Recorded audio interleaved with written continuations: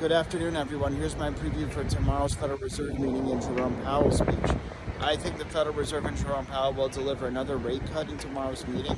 However, I think it'll be a hawkish rate cut, saying that the pace of interest rate cuts might not be as much next year in 2025 as we originally anticipated back in September. I think there'll be less rate cuts next year because the economy is stronger than expected. We have inflation stickier than expected.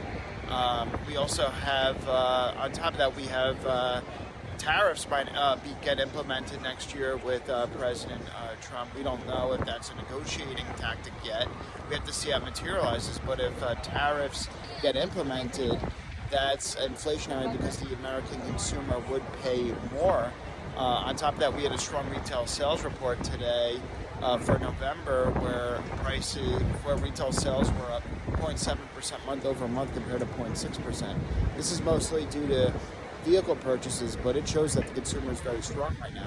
On top of that, why would the Federal Reserve cut rates that much next year if the stock markets are at record highs and there's so much euphoria going on in the stock market? Yes, the Federal Reserve doesn't technically look at the stock market as part of their dual mandate of stable prices and maximum employment, but they do, I think, watch it indirectly.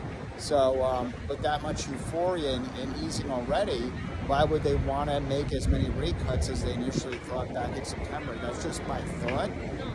As I said, I think they'll still deliver the rate cut tomorrow, but I definitely think they'll slow down the pace of rate cuts for next year and perhaps give a long pause to see the effects of Trump's policies of perhaps having tariffs and deregulation and tax cuts to see how that'll affect the economy and inflation.